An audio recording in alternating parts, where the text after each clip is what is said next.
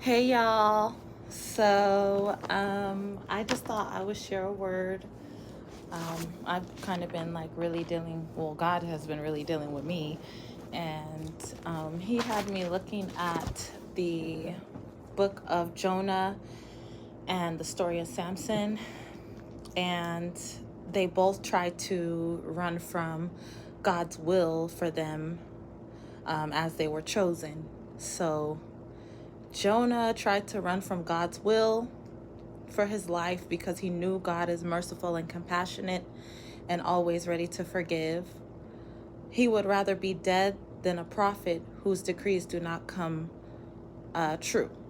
So, in the book of Jonah, he was a man of God. He was chosen and he was called as a prophet. And God called him and told him to go to the city of Nineveh because they were deep in sin. They were, not a horrible people, but they were, just deep in sin, like they weren't right, for lack of better words. And so he told Jonah to go down there and decree, that the city would be ruined in 40 days. And I guess Jonah decided that he was going to run in the opposite direction, just because, he felt like when he got there, God was going to change his mind. And he didn't want to be seen as a false prophet, you know.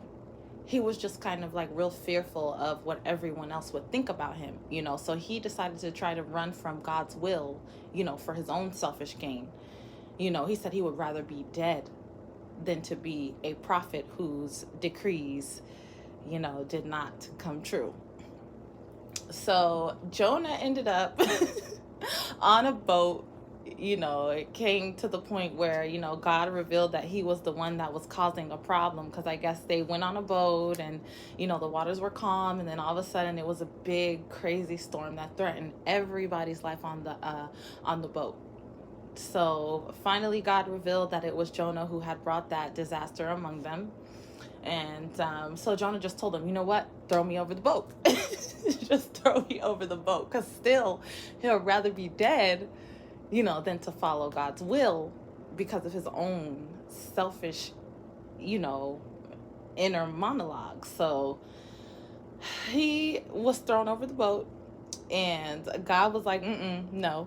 And so, a big, huge, whale swallowed him. And he lived in the belly of the whale for 3 days. He had time to sit in darkness and think about what he did. There was nobody to influence him in that belly of the whale. He was at the lowest point of his life, and the only one that he had was God. So, he did his praying, obviously he fasted. And, God let him out the whale. And he finally went to do God's will. And when he got there, he decreed. And then since the people started to repent, and since the people started to turn away from their sin, God had changed their mind. And the thing about it was, Jonah got so mad, he got so upset because he didn't quite understand God's will. So, it's just kind of, we get clouded with our own will, I bet if Jonah had it his way, God wouldn't have changed his mind. But God is merciful and compassionate. And regardless, Jonah ended up in the belly of the whale. But you know what did get done? God's will, regardless. And so, I too, it just kind of shares, well, I'm not going to read it, but just a basic like overview. He got upset. And so God ended up letting him, he went and sat on a hill, just to see what happens to the city. And God built him shade, because it was really hot. But he had also sent a worm to eat the shade. So there goes Jonah again, like, oh my God, I just want to die, this, that, and the third. And trust me, I have been there recently, but God had to use that plant and it going to teach him a lesson. He was so focused on himself that it clouded his judgment when it came to the people of Nineveh. He'll rather die than to go save them. He didn't understand God's will. They were saving him. they were saving them. So yes, another, thing that I want to talk about was the story of Samson. He's been really leading me to reading Jonah and Samson. And so Samson was set apart since he was born. He had really long hair that held his strength. Um, he had a set of rules that he had to abide by. And little by little, he started to break those rules. And you guys know how the story goes, but eventually he married a woman, the second one. He married a woman, and she coerced him into giving up his strength, telling her where his strength came from. And this lady done set this man up about 2 or 3 times before before he finally told her the real. And I was thinking, like, she keeps setting you up. Why are you gonna tell her? But anyway, that's not the point. But yeah, but so I guess he ended up getting his hair cut off, getting captured, and getting his eyes gouged out, and he's supposed to be a slave. And God's will for Samson was for him to defeat the Philistines. He married one, he fell to her, temptation, and he ended up in a really, really bad situation because of it, And so I guess,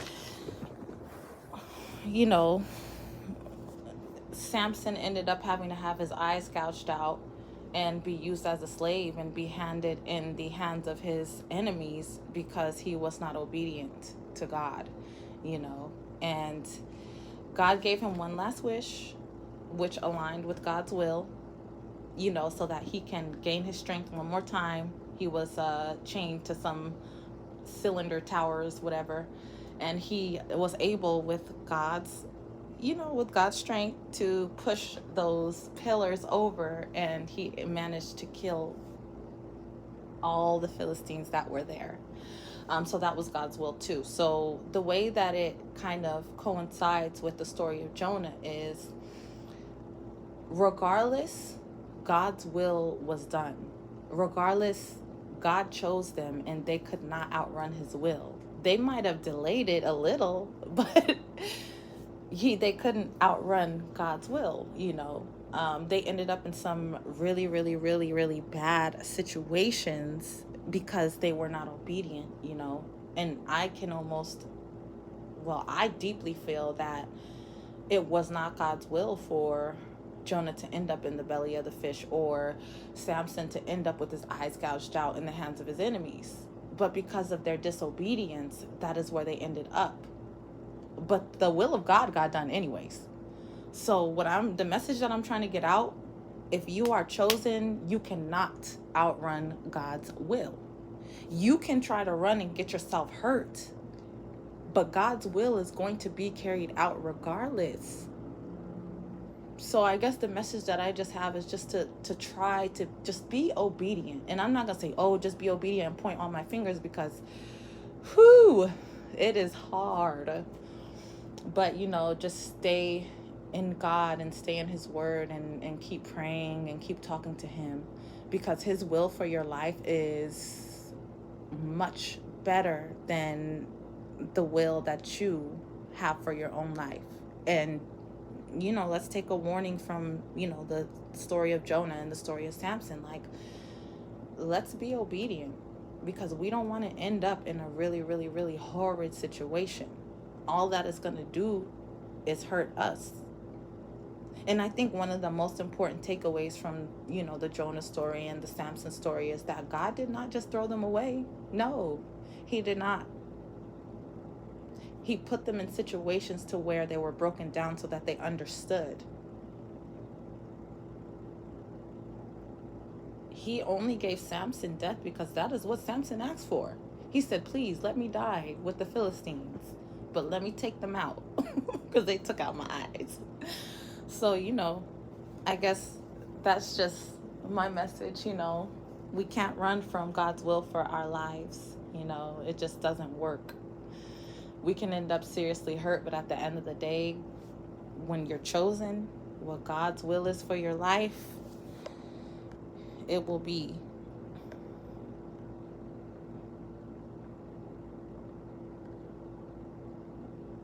Hi, Nina. How you doing, girl? I'm not doing tarot anymore. I'm a spokesman for God, so y'all gonna have to listen to me preach, honey. But yes, I'm gonna do a testimony because I went from tarot reading New Age to Jesus, back to tarot reading and New Age, a tarot reading stripper, and then back to Jesus again. So, so yes, but I guess that's all that I have to say today. You cannot outrun God's will